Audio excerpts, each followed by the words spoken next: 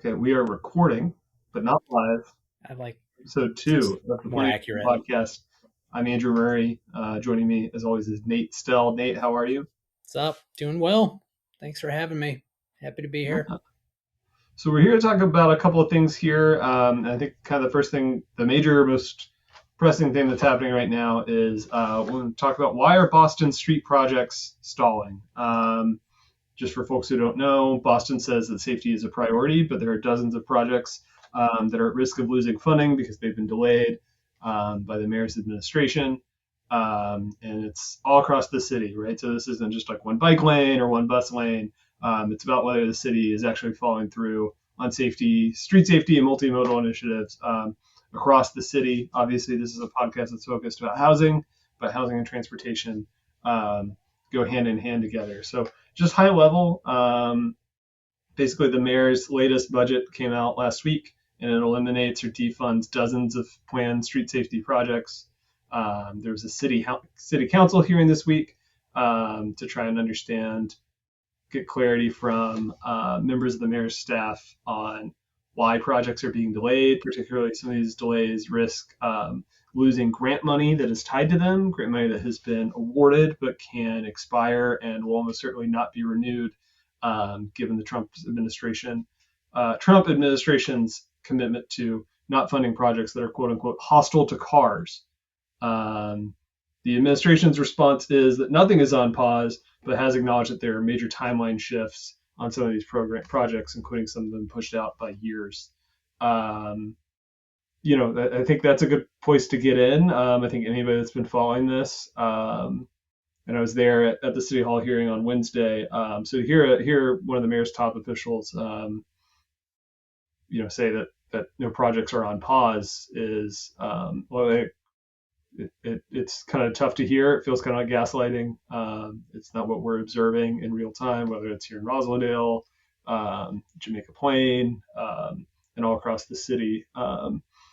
There are projects that haven't moved forward without much communication. Obviously, the mayor has cited, changes in personnel. Former chief of streets, Yasha Franklin Hodge, stepped down at the beginning of this term, and so there's an interim chief, Nick Gove, as well as a lot of other staff. Nice guy, by the way. We met him in Rossi. He's a nice guy. I think he's a nice guy. I think he seems like a real doer, right? Talked a lot about filling potholes, talked a lot about resurfacing, stuff that absolutely has to happen in a city, but also maybe isn't a visionary and doesn't seem to be as committed as his predecessor was to addressing issues of traffic violence, of expanding accessibility to multimodal transportation. So I guess we can kind of start there. Nate, you weren't at the hearing, but you've probably gotten caught up on some of the discussion, right? Yeah. And actually, I guess because I have a lot less background or less context for this relative to some of the housing things. But just to correct you, we are not solely a housing podcast. Actually, the line says housing and transportation politics, because I knew you worked at the T and you want to talk about this stuff, and it's important. I get it's all connected. So one thing I wanted so I'm going to ask him maybe naive questions about this. Please. That I think would probably be helpful. So my perspective is not just normie voter. I'm still way too weird to be a normie voter in this regard, but more so than you are. So maybe you can kind of unpack some of these things. So just reading the write-up about the hearing on Wednesday, and I think there was 50 people who testified saying, what the hell is going on? Why is there a pause? And I think the administration's official response is, we're not paused any longer. Maybe I'm misquoting there, but I think the crux of it to me seemed to be this line from Mohammed Missouri, who we've had a lot of interactions with, had good interactions with. He's now the head of, used to be a senior advisor, and now he's the head of the Office of Neighborhood Services.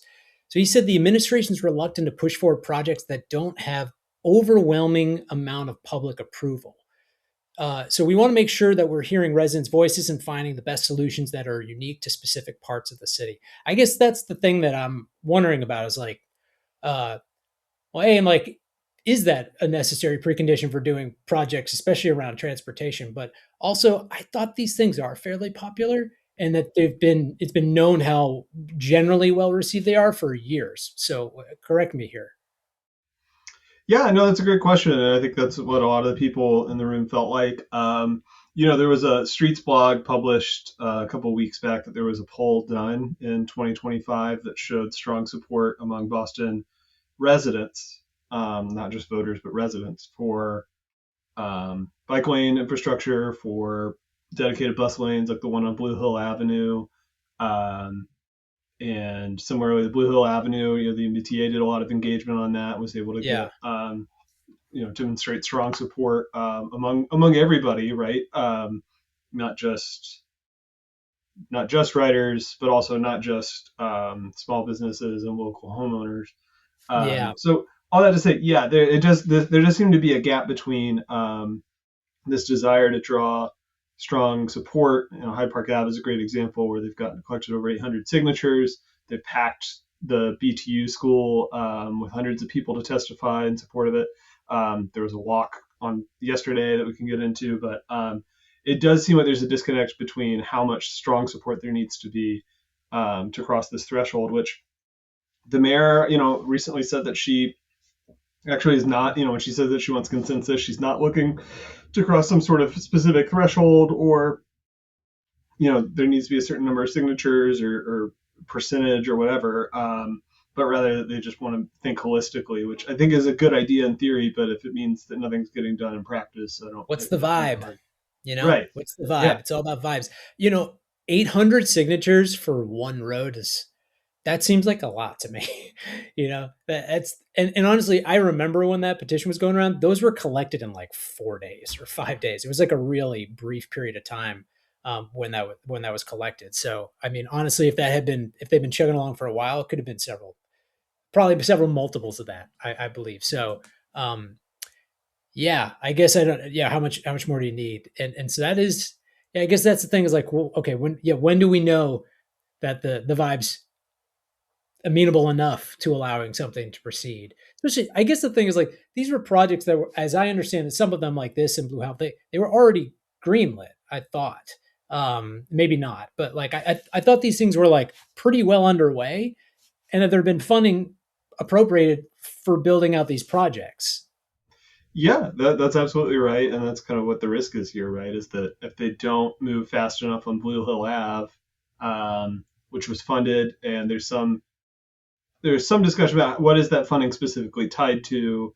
Does it have to be a center running bus lane, which is like what is shown in the current design? It was in the original design, like DD specs. Um, but if they Well, don't there they may find a receptive audience from Sean Duffy's Department of Transportation from the real world because yeah, there they might actually because they want to end the war on cars. So the idea of like negotiating a step back from a bus lane to I don't know extra traffic lanes or something like that for cars, they might actually find a better reception from the feds than they would by keeping that in there, especially if it's going to push past the deadline. Yeah, the Blue Hill Ave thing, it's such an interesting like case study in what does and doesn't work from an engagement and whose voices do and don't matter. Yeah, there's probably the funniest moment of the hearing was the counselor from Roxbury, Councilor Culpepper. He's the newest member of the council, obviously taken over for TFA as she was jettisoned for embezzlement. He played a video from his phone of what appeared to be a TikTok that I assume a staffer made from a public town hall on Blue Hill Avenue. With different, I'll give him credit. There were different opinions expressed. There was a couple of people that said that they supported the bus lane, and a couple of people who said we should, be open to these things.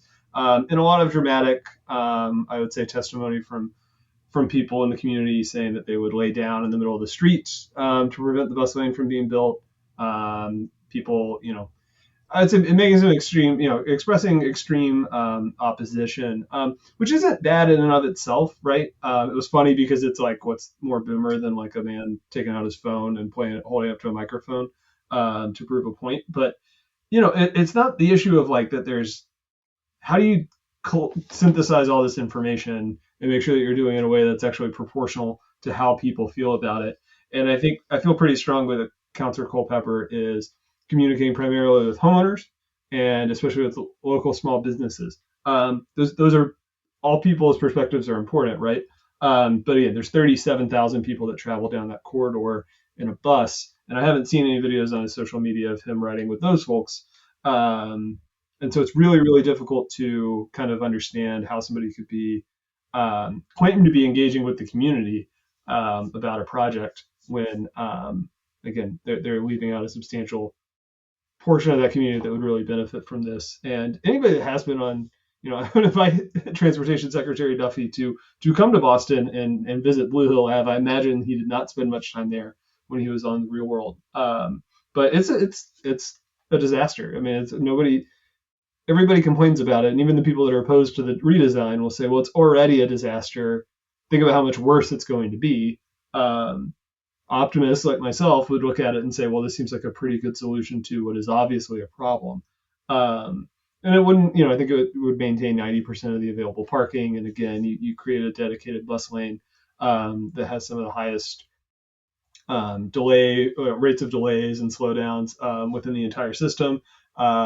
Their ambulance response to crashes on Blue Hill Avenue average, I think, one every 3 days, which is one of the highest rates in the city. So it's an extremely unsafe, unproductive, slow street. And I don't know. It seems like if the funding is there to address this and people who actually know what they're doing have been designing plans and things that would make it more multimodal, seems like a win for everybody. But that's just not where we're at right now.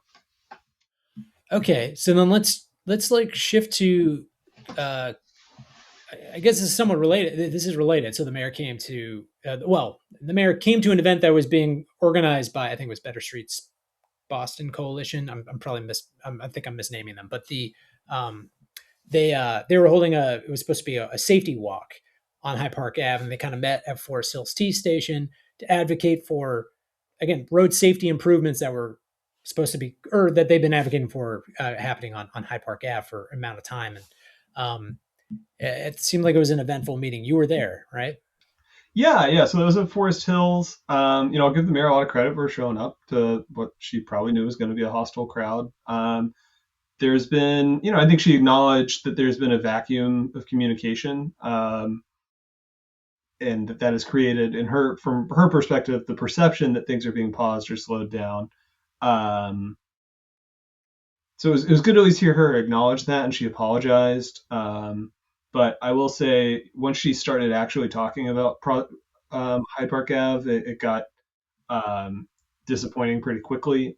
So there are two proposals for how to manage Hyde Park better that involve some amount of, whether it's adding left-hand turn lanes to take away a general traffic lane, sort of a road diet, adding bus lanes, which again, on a corridor that serves over 10,000 riders a day, might make a lot of sense. But so there's two different proposals out there that the city has designed and advanced, and that's basically what these proponents want to see is one of those move forward. The mayor really wasn't talking about those. She was talking about things like reconfiguring Ukraine Way, which is a deadly kind of cross street that connects Washington and Hyde Park Ave. Talked about bump outs. This is kind of a frustrating thing that happens. It's kind of hard not to be cynical, but what if we could get convince the MBTA to do X, Y, and Z on their property, which kind of feels like a way of shifting the blame from the parts of the streets that BTD maintains. And again, didn't really have anything to do with the designs that had been laid out there. She mentioned something about having concerns about a dedicated bus lane creating traffic that would slow down the buses, which didn't really make a lot of sense. So all that to say, it was good to see her out there, and it does feel like enough noise got made that she felt like she had to show up to listen, which is different than what it's felt like for the past year, right?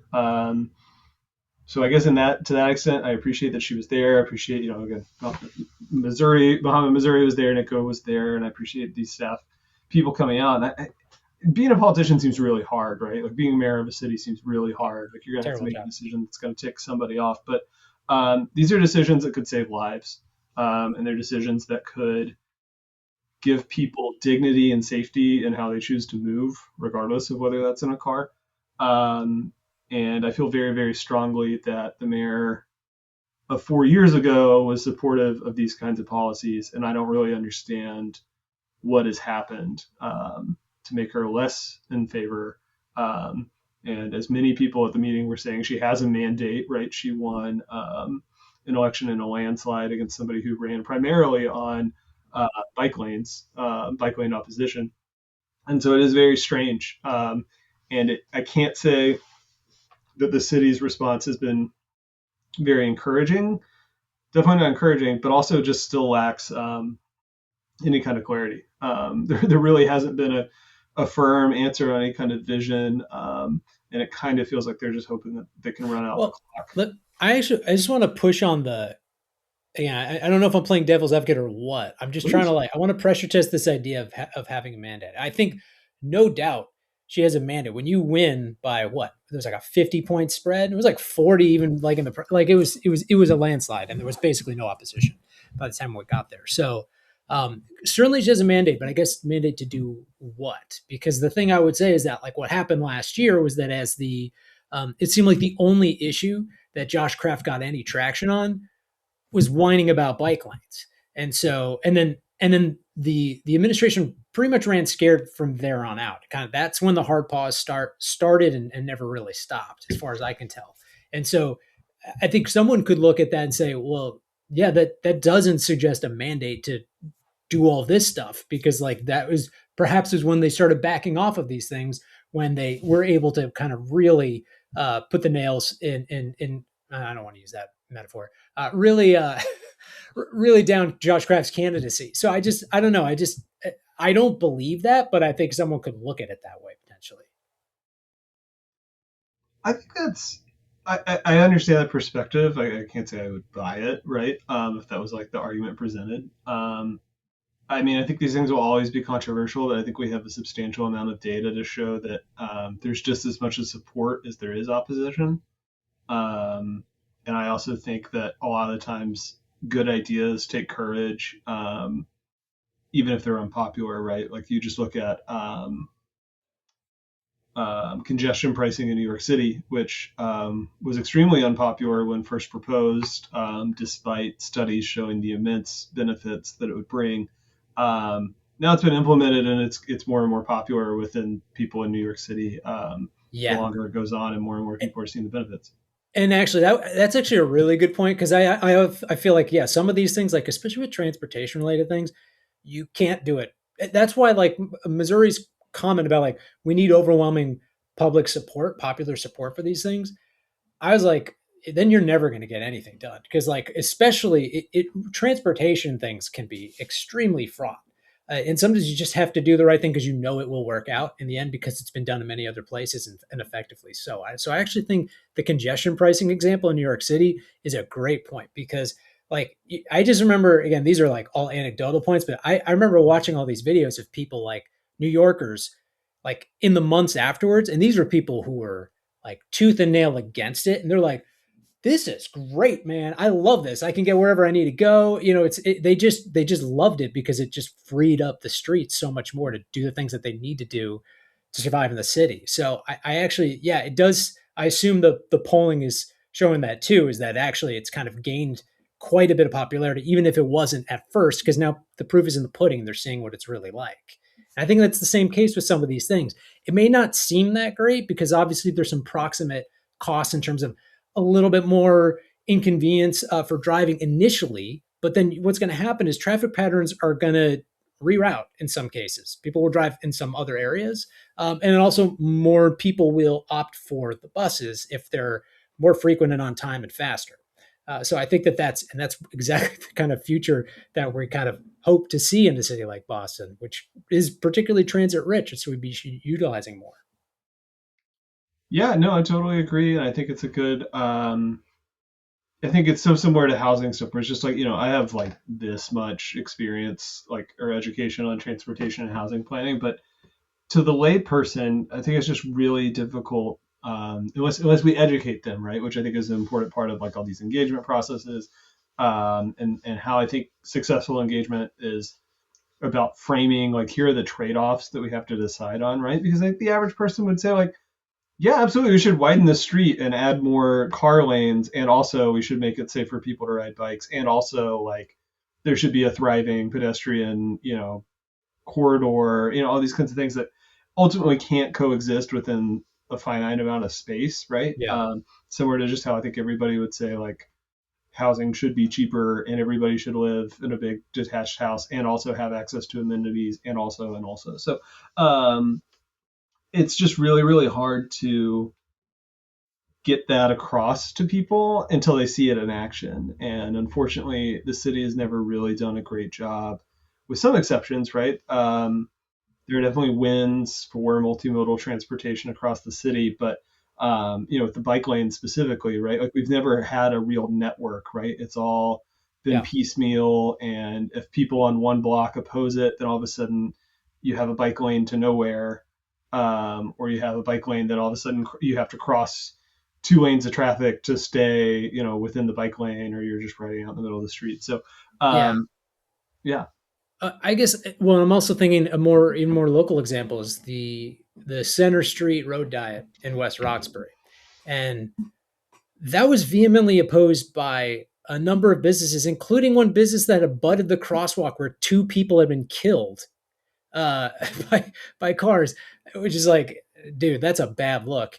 But the so and there was a lot of concern about the loss of parking spaces, which, as I recall, is something like 9 net parking spaces were lost. My mother-in-law visited us from outside New York City, and when she's up there, because she's visited a bunch of us a bunch of times, she's like, "Oh man, that road's so much better." She's like, "I like," because she's driving there. She's not riding a bike, but she's like, "I like how I can open my car door and not have a bicycle, but not have to worry about a bicyclist running into it." And of course, as a bicyclist, having a protected bike lane or these even partially protected bike lane, just it's a world of difference on a street that's pretty damn unsafe for pedestrians and bicyclists historically. And I'd really like to see what the actual business impact has been on the retail businesses there, because that was the primary point argument against it, which is that this is going to kill local business.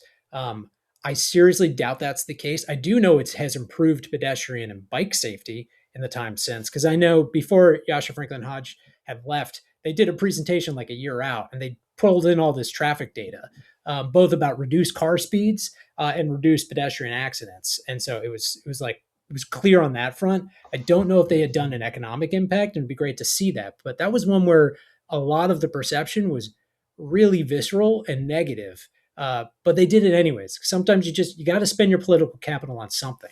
This administration has an enormous amount of political capital. You got to spend it on the right things. Things like this, things like housing is like, obviously that's what we want to see because this is what we care the most about, but the reasons for why we care a lot about this. And it's, they're not the biggest expenses and most pressing issues facing the Commonwealth for no reason. So, I have a couple of thoughts on that. One, to your Center Street point, I just want to say I was in West Roxbury today riding my bike to go to Roach Brothers, which is something that I'm able to do more safely because they install bike lanes. So that's one anecdote.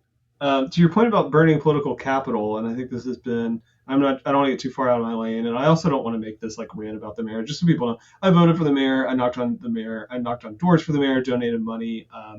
Genuinely, I can't think of a mission statement that I would be more on board with than Boston is a home for everybody. That really is my that lines up very much with my guiding principles in life. So I have ideas about things that she could do to enact that philosophy, and I think transportation and housing play key roles.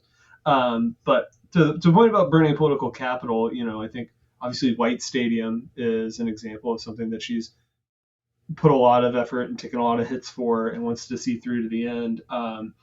At the hearing or the event at Hyde Park, the Hyde Park Avenue event at Forest Hills, the mayor was wearing a Red Sox hat with hot dogs on it, and I was wearing a Boston Legacy FC hat, and I complimented her on her hat, and she said, "Oh, I like your hat, Boston Legacy, the soccer team." And I said, "Yeah, my wife and I, we have season tickets, and we're really excited for the team to move to White Stadium. We have a baby on the way, and I got to be honest, we're planning to ride bikes to the games. I think the city's plan is that like 1 to 2,000 of the 10,000 attendees are going to arrive to Forest Hills or arrive to Franklin Park on bikes. And I said, I'm a little nervous about riding a bike with a 1 year old without additional infrastructure to get me from here to there. And her response was, it's going to be great and congratulations. Um, that's tough. And I mean, she wasn't prepared to answer a question about biking to White Stadium that day. I get that, but that's just kind of the general. It's going to be great. Kind of feels like the way a lot of this stuff is. What we're hearing, right? Is I just trust that it's all going to work out, and I don't know. Like I need to see like a concrete plan on something, especially transportation and housing wise, and I just don't think we've seen that. And I want to kind of save my conspiracy theory corner or guessing. I don't like assuming motivations. So I think I don't want to get into that because everybody's got a take on it, and certainly I'm sure you do too, Nate. But it's No. really, really hard to understand why, whether you think it was a mandate to do X, Y, or Z, a person that really can do whatever she wants within the parameters of mayor, which is a lot in Boston.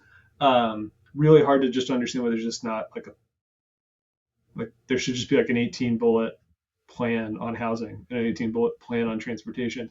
And right now Yeah. it just seems like this consensus engagement piece, which tying back to Hyde Park Ave, tying back to the Rosendale Action Plan and our conversation last time. And we've done enough. Like I'm fatigued, and it's disrespectful to my time to tell me that you need to do more of it. But does that mean that if I don't participate, then my, I mean, my is my old opinion getting discounted? Am I not?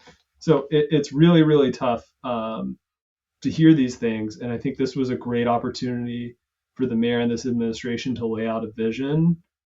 And whether that's one that we like or not, that's a different story. But they just didn't do it, and that's probably more disappointing than being told, yeah, it's cars all the way, baby, or whatever it was going to be. I No, think I think it's, whether it's, I think if they had said it's cars all the way, baby, you're like, all right, well, at least it's a plan. I can't imagine that would yeah, have been okay, your that's fair. response, I'd probably be a lot angrier right now. You got me there. Yeah, the guy wearing the traffic cone hat, I don't think he would have been super psyched at the hearing. All right, anything else you wanted to cover on High Park Ave, the pause, the great pause, No, I mean, I the think I will pause that just never say, was?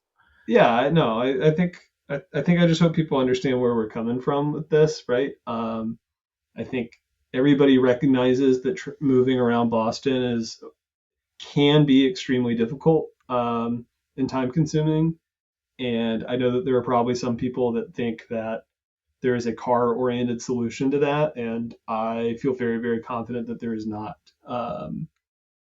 And so I think we have to invest in other ways of getting people around so that the people that do choose to drive have less competition on the road for their space. But I think we should absolutely be, especially the bus. And I just think everybody can ride the bus. People with disabilities, people who are low income, and regular. Not those folks aren't regular, but people of all income levels and abilities can ride the bus. And Actually, question about like dedicated bus lanes. So I know that, yeah, that's like what the vision is for what Hyde Park Ave and Blue Health could be, and then I guess what the closest analog would be Washington Street from yeah, Rosendale Square to Forest Hills, and that was done originally as like an experiment, and then I think it was like, all right, we're just going to keep it, right? Like they kind of piloted it, and then they kept it, and I don't know, what do they find as a result of it? Obviously, I mean, I love it when I'm riding on it in the morning. You just it's kind of feels good when you're in a bus and you're passing all the cars. Kind of yeah. feels nice, though it gets all junked up at Ukraine Way. But up till that point, it's like you're just like cruising. It feels like you're in the express lane. Yeah, I mean, I know that the initial studies showed that there was like really meaningful like time reductions in ridership, and it's Okay. sometimes if you hear like, oh, it only saved riders like a minute or 2 minutes, it's like, well, then you extrapolate that out on tens of thousands of riders, right? That's a lot of time, and it incentivizes a form of transportation that just has far fewer negative externalities than driving a private automobile, and that's far more equitable in terms of the access and who can afford to own a car versus who can afford to ride the bus, right? So there's data from that, and that's what I think the most interesting thing about the bus lane, and what I wish the city thought to get ahead of is, you know, the camera enforcement is coming. It's going to roll out bus depot by bus depot. So I think it'll be, primarily benefiting the Silver Line buses first. But Okay. over time, there's going to be an actual like enforcement system, which we haven't had.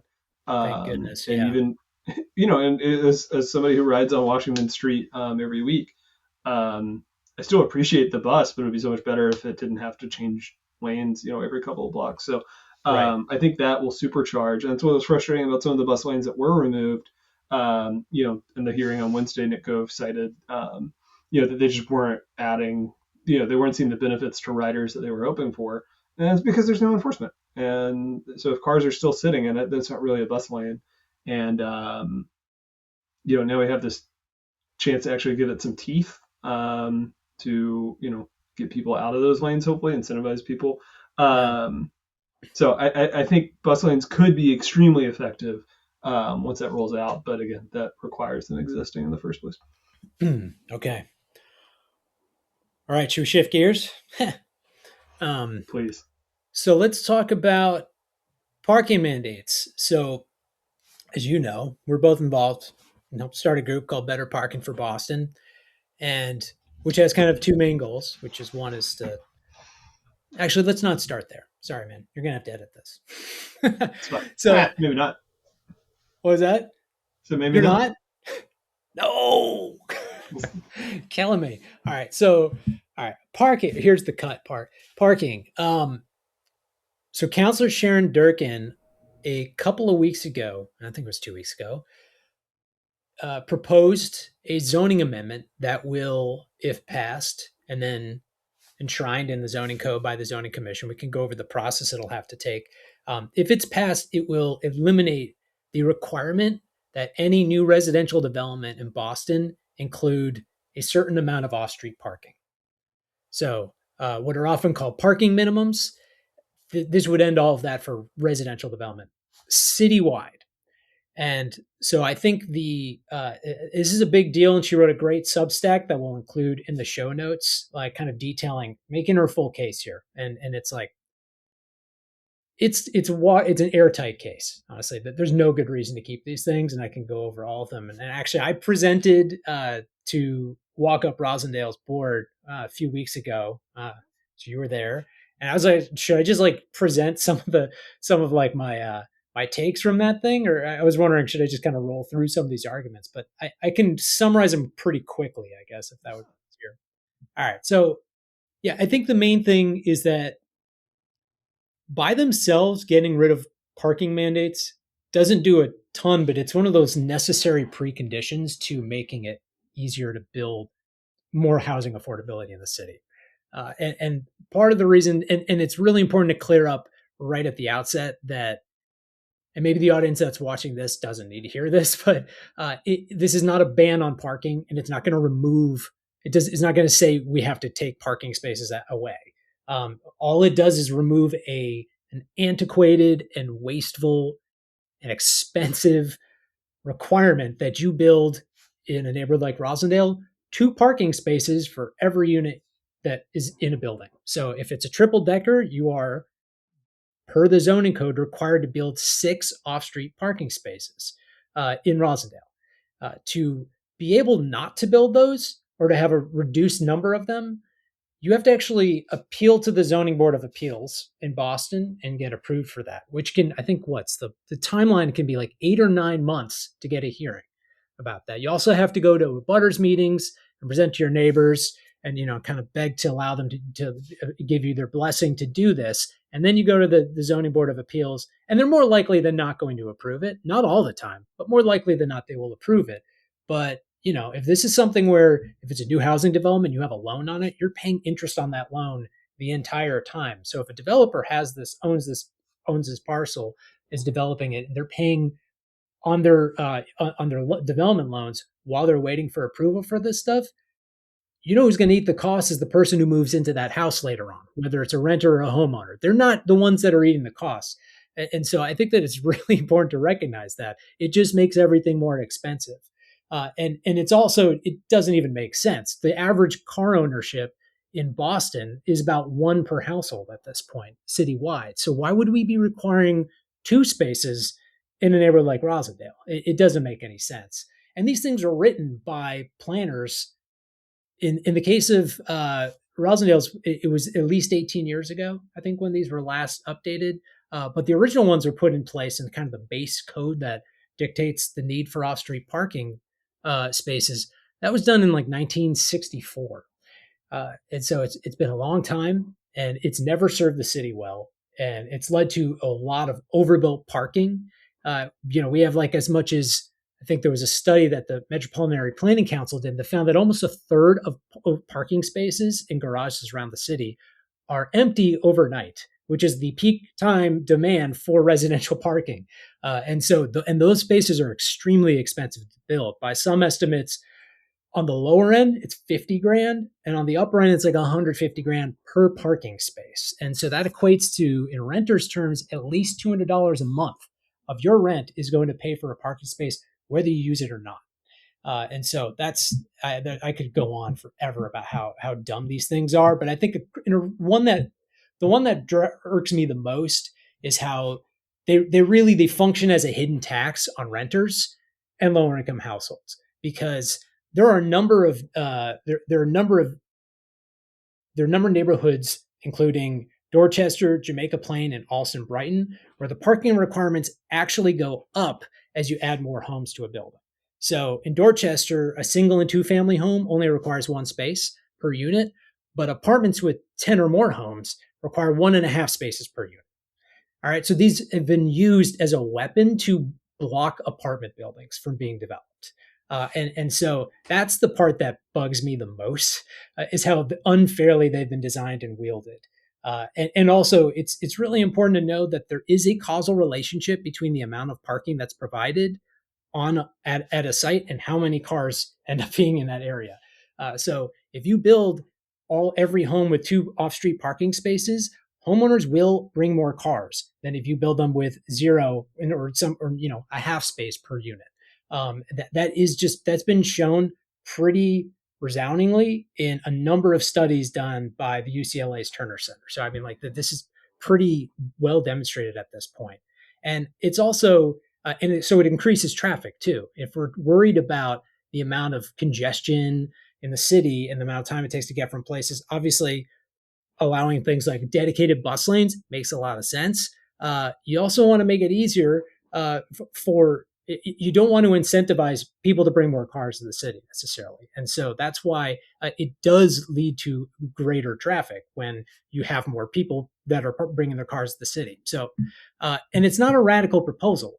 Over 100 cities in the country have already gotten rid of them entirely.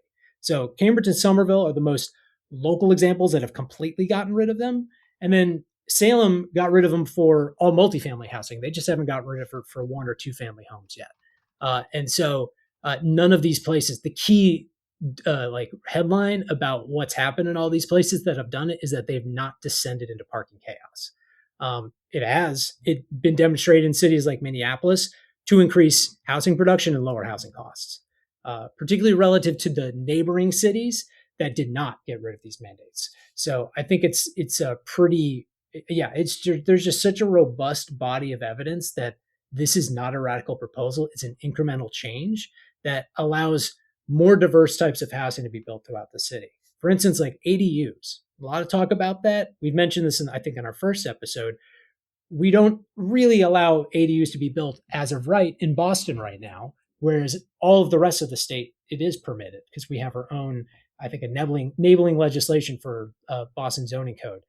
But to build an ADU right now would require you to build have additional parking spaces on site, or to get an exemption through a variance. And so getting rid of parking requirements is kind of if we want to see anything more than the dozen or so that are currently built every year in Boston, you need to get rid of parking mandates. And so it really does set the stage for more incremental development happening in the more residential neighborhoods throughout the city. And I think another thing too is it's not controversial. It's been done in a lot of other places. I mean, it's not that it's not controversial. It shouldn't be, but it's not radical. I meant, but also Boston's already doing it in a lot of places. So squares and streets districts, Rosendale Square does not require any. For all of those developments that are going up, none of those require parking. What will happen is they will still build parking, but it's going to be right sized to the market. And the kind of line I always talk about, I first of all, I do think the role of a developer is a noble profession. I like, I think that's a radical view here, but yeah, I don't see them all as kind of mustache twisting, greedy jerks. I actually think they're doing great work overall. Even if they're, and here's the thing is like, even if they don't have the best motives, building more housing is still a net positive. And I also think that even if you don't trust them, you think they're all scumbags, you don't have to trust them, but you can trust their incentives, and their incentives are to get a loan from the bank, so that they can get financing for this, and that they can sell this at a profit. And if they build housing without parking, and people want parking, they're not going to get as much money for this housing as they otherwise would get. Also, they're going to have a harder time convincing lenders who are very conservative to give them a loan if they're like, oh, I don't want to build any parking because I don't think anyone needs it. They're going to say, what's the evidence of that? Show me the comps. And if they don't have that, it's a lot harder to get that finance, and their financing costs are going to be higher. So they don't have the incentive to build no parking. And that's what we've seen again and again in all the cities that have gotten rid of it. They build, I think in some places like Minneapolis and Seattle and Buffalo, they build about like 70% as much off-street parking as they did prior to removing the mandates. And so again, a 30% reduction when you think about how a third of our off-street parking is unused seems like it's just recalibrating it to be appropriate for the market. It's putting the choice in the hand of the homeowner or the developer that has control over a parcel. And it just results in better decision making. That's better fit to the context where these houses are going up. I agree. All right, that's the podcast. No, I do have I have a couple of thoughts, and then I do want to play devil's advocate for a second. So since you got to earlier, I guess I'll start with that.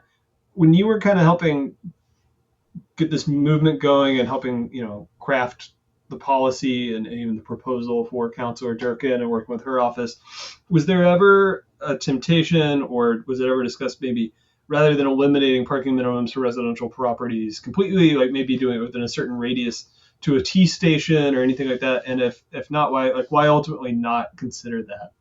Because I imagine there's a really good reason, but I know that is a thing that people will talk about. Like there are parts of the city where this makes sense and parts where it doesn't.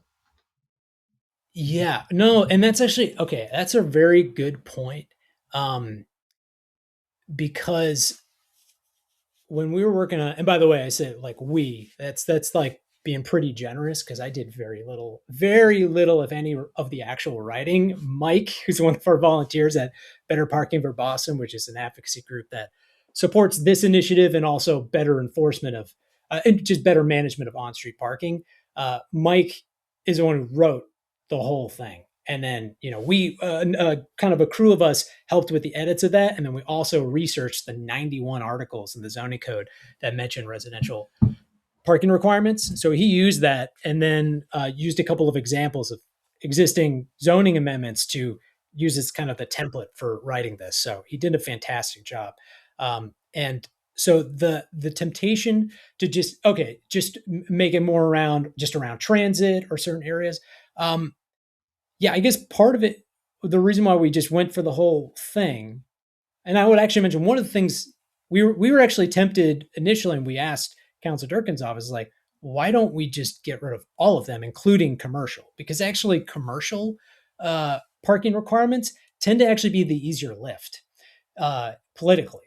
Often that's done first, and then you do residential. And it just in the discussions, they're like, well, we'd already the ball's in kind of moving down that field for residential, and we don't want to like complicate it at this point and also it's already a 35-page single space zoning amendment just to do residential. So can we talk about that after we get this one passed? I'm like, totally fair.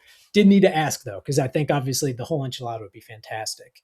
The point about just focusing it around transit, well, part is, and this is my like personal take on this, is that you don't want to just do that, because what we're trying to do is we're trying to unlock incremental development in the more residential parts of the city, some of which may not be right next to transit. So for instance, making ADUs viable in a neighborhood like West Roxbury or parts of Hyde Park. Again, those can't happen without getting rid of parking requirements. And I I actually did a parking study, kind of a citizen parking study a couple summers ago on 3 different nights. And I counted just around Rosendale the amount of available on-street parking that was there. And it counted like 550 parking spaces that were available within like a third of a mile or half-mile radius. So, and this is at night during peak residential demand. So there's plenty of space for people to park on the street, which also strengthens the case that you don't need to have a requirement that people have their cars off street. So I think we want to see more like townhomes and triple deckers. Like there's a lot of, and we'll talk about this in a future episode about re-legalizing triple deckers, which is an important housing typology in the Northeast, in particular the Boston area. And if we want to see more of those built, you have to get rid of parking requirements because, like I'm saying, you can't build 6 off-street parking spaces on almost any parcel in Boston. So you need to get rid of those. And so that's my personal take is I think the areas that really should be densifying, doing more to densify are the more residential suburban parts of the city, of which I live in. So I'm not going to say like, and that's for them to deal with. That's my neighborhood too. And so I think that that's really important. The other thing I'll just say is that other cities did that in this kind of piecemeal approach. I'm thinking Somerville in particular, and I want to find the quote from because the quote from it was the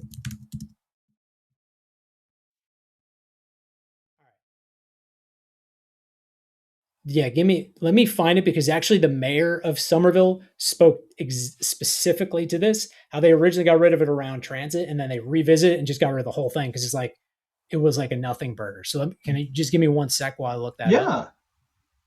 Yeah, I can maybe just riff for a second. Sure. Because I think for me, the biggest thing that I've realized with this, and it ties into the transportation piece too, and I try to put myself in other people's shoes. Parking clearly gets people very emotional, as I'm sure you've observed, as I've seen you endure. Even even like rational, congenial people who see eye to eye with us on a lot of stuff. Every once in a while, you mention parking, and it's funny. There's a there's a woman in Rosendale who likes to refer to parking as the P word, and I understand where she comes from with that, because it does feel sometimes like it's something that you almost don't even want to talk about, because it does get people emotional, and I understand that, and I'm speaking from just my own perspective here, which is certainly of a person of a certain amount of privilege, whether that's because I'm able-bodied, whether it's because I can afford to live within access to certain amenities, and then I have a 9-to-5 job, et cetera. But finding a parking space can be frustrating, especially when it's not readily available. That's why I don't drive much, right? And again, I recognize that not everybody has that choice, but I understand that frustration of circling the block and, oh, if that jerk had just moved 2 inches forward, then I could squeeze in or whatever. And if you do that every day, I understand why the idea that anything that threatens that, to make that even more stressful, would be like a health and safety crisis almost. But again, I think to your point, that's not really what's happening. And it's hard to get people to divorce the idea that there are all these empty off-street parking spaces that just aren't being used because nobody needs them, even though people are being forced to pay for them. And then that isn't totally separate. Like there is some sort of substitution effect for those and on-street parking. But to your point, like it's not like they won't be providing off-street parking at all. There's a development in Rosendale that's right by the bus lane, right by the commuter rail station, and right by a grocery store that still is going to have half the units being built are going to have parking, off-street parking, which seems completely appropriate to me, not so appropriate to some other people. And I guess reasonable minds can disagree, but I think if there's anybody that's listening to this, which I'd be kind of shocked if there's anybody that's listening to this that's like super pro car, like thinks parking minimums are the best. We could have hate listeners. What are you talking about? And that's totally fine. I guess what I'm trying to say is like I encourage those folks not to see things our way, but to consider trying to take the emotions out of it and really find some ways to look at the data. See it our way. No, they got to see it our way. We're right. Right. But I just mean, like, Kansas City just repealed their parking minimums, like, Kansas City. in the past week, and it's like, if that's like Nice. Senator Hawley's district, you know what I mean? Like, then surely we can Man. do it. And it's like you said, it's cities of a bunch of all kinds of sizes and typologies. Cities bigger than us, cities smaller than us, cities with worse transit access, cities with comparable transit access. Um, and it's just I know we like to think of Boston as a special, unique place, and to me, it really is. I wouldn't say that that's because parking minimums, including they're not working, right? Like you said, like they've Yeah. been around for decades, and everybody still is frustrated and struggling to find a place to park, and cost of living is expensive, and traffic sucks, and I just this idea that these laws exist, thus they must be good. I don't know, just apply a little Yeah. critical thinking. Let's find some better solutions. I do hope that at some point we can get paid resident permit parking throughout the city more. It seems like something that every councilor supports, and yet for whatever reason is like this kind of off limits Oh, thing. they do. Actually, that's good to know. Well, that is one of our. I mean, like so. Actually, I should have mentioned better parking. Like that's why there's two pillars to like our whole platform. One is get rid of wasteful parking mandates, and the second one is let's implement proven effective on-street parking management practices. And one of which is a program like resident paid permit parking. And there's ways to roll that out, and there's some really interesting ways you can actually roll that out. That that can better manage that, and also making sure in business districts you're metering things, and ideally you're doing dynamic metering, and we can spend that on another episode. But I want to circle back to the thing you mentioned. All right, I was stuck on the thing about Somerville because you're challenging the point like why not just do this within a third or half mile of transit. That's a pretty typical approach that a lot of communities take. So Somerville did that in 2019. They got in 2019 they eliminated parking minimums on land within a half mile of public transit. And that covers about 70% of the city. And actually, that would be similar in our case. That's things like if you do that, you're still covering most of it anyways. And so he said the current vote that just passed, a year or two ago, it finishes the job and it covers the entire city of Somerville. And, his point is, in my experience, trying to fix this problem is incredibly counterintuitive. People think this is the council president, Ben Ewan Campen. He said, people think there's not enough parking in Somerville, so we need to build more parking. That's a completely reasonable thing to think. Decades and decades and decades of people have thought that and have done that. And the unfortunate reality is that the very unintuitive strategy has just been proven to be counter-effective over and over and over. Everywhere we do that has had the opposite effect. It's actually made traffic and congestion worse. It's not solved the problem, and it's ultimately brought more and more and more cars into cities. They realized they did it, and they did. They took one stroke at it, and then they're like, all right, we need to finish the job. So that's why I was like, let's not beat around the bush. Let's just do the whole darn thing. And I know that the city's approach, which is kind of not surprising given the earlier discussion we had about how they want like overwhelming popular sport in particular communities about individual projects. The city, they're in their testimony at a December hearing before the zoning amendment was introduced, just about the idea of eliminating parking mandates citywide. They were broadly supportive of the approach, and they've actually communicated we do want to do this, but we want to do it on a neighborhood by neighborhood basis. And that's not going to happen. I mean, like if that happens, it'll never happen because it'll take 20 years before these mandates are really done. Because again, as we talked about in our first episode about community engagement can actually be really bad, especially when it's hyper local. Is that when you're making these decisions at these really small geographic areas, all of the perceived costs associated with those projects are front and center, and they're just more visible. And whereas the benefits of those can seem more diffuse, and the people who may actually benefit from them aren't even in the area yet.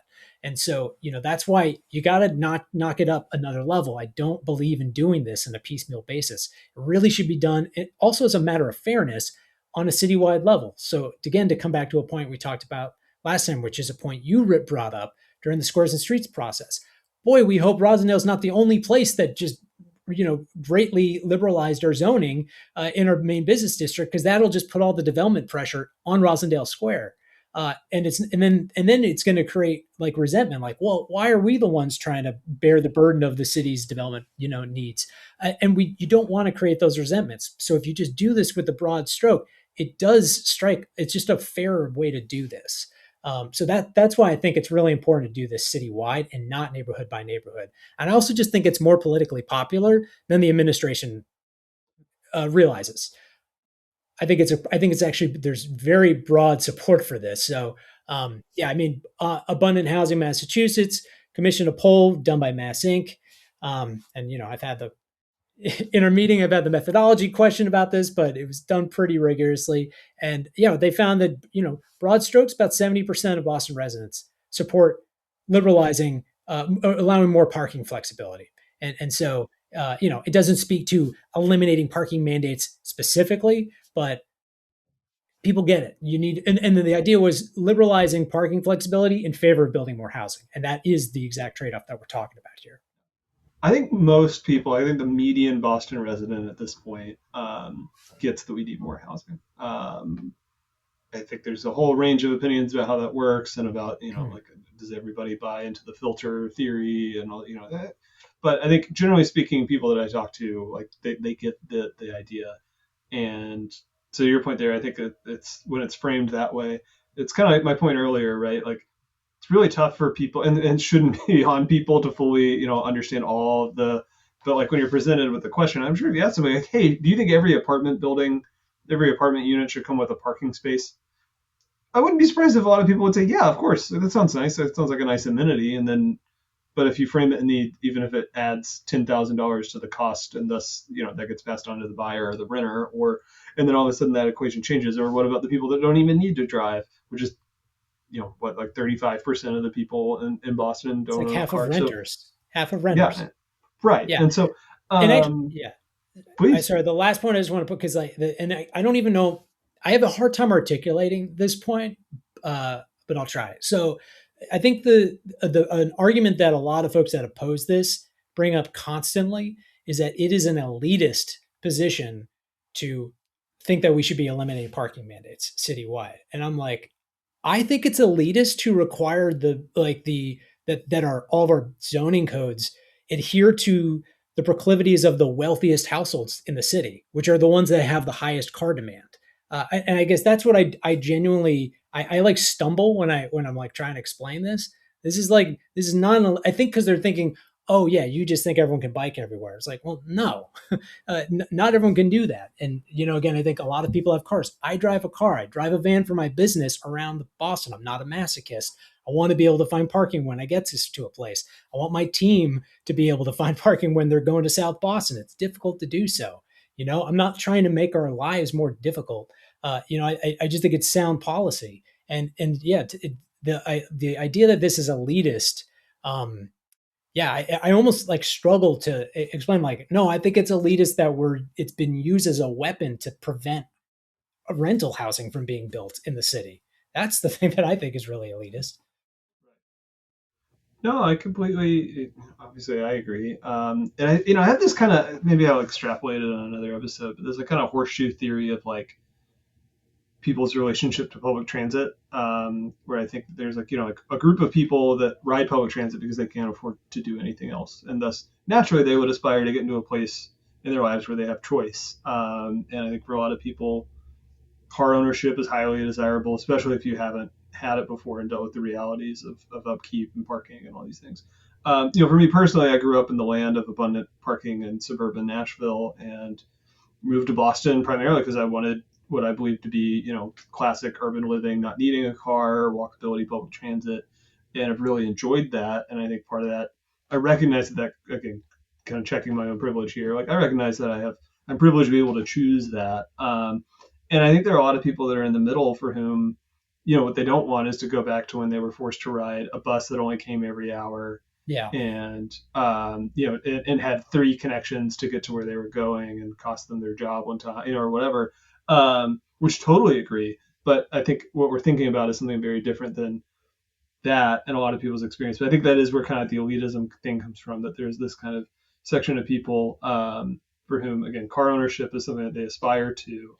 And then once they get it, and find out that it's not what General Motors sold to them, particularly in the city, um, that can be really frustrating. And I think sometimes that gets taken out on the idea, people that suggest that there are other, better realities of ways to deal with this. I think that can kind of get taken out. And I think that's where that kind of elitism thread comes in, if that makes sense. I don't know if, again, I Yeah, got to no. work on this theory, but that's kind of where I land on it. Well, future episode. I actually like the idea. Let's there's a horseshoe theory to everything at this point. Yeah, right. So awesome, and let's leave it there. We're an Yeah, hour that's in, great. so yeah, good talking to you, man. And I was gonna do originally had the idea like let's do rock paper scissors on whose topic goes first, but I'm glad we did talk about Hyde Park Ave and Blue Hill Ave and the Big Paws first because I think that was um, Well, that's kind of breaking news, right? yeah, it's breaking, Um, and I really yeah, and I'd like to, and honestly, it's just one of those things where it's really remarkable seeing how much public the organizing around this to support these things. It's like really impressive to me to see folks turning yeah, out for these things. I think we can share some. I can share some resources that we can put in the notes, as far as ways, groups that are doing advocacy right now, like T4MA and Boston Cyclists Union, a couple other groups that are, if you're listening to this, you're really passionate. Nate, are there good ways that people can support the parking reform or stay up to date on what's going on? Yeah, so go to betterparkingforboston.org.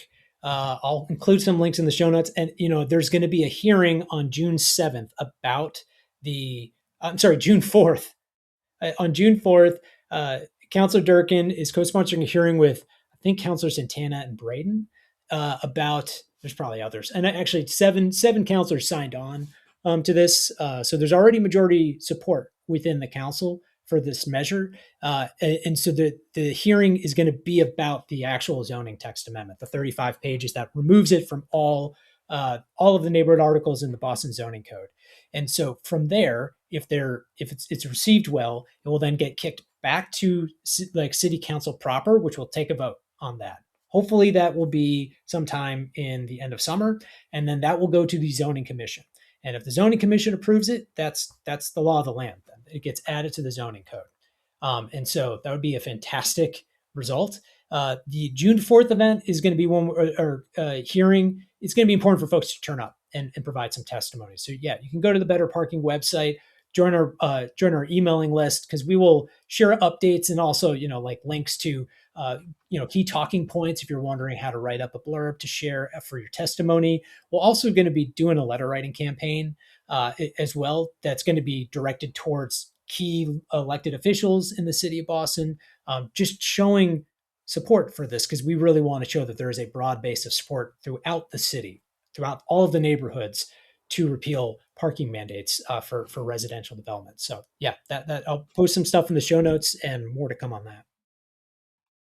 That's awesome. Well, looking forward to it. Looking forward to seeing everybody turn out for that hearing, and just keep fighting the good fight, everybody, and Yeah, go C's. go see. All right, man. Have a good one. See ya.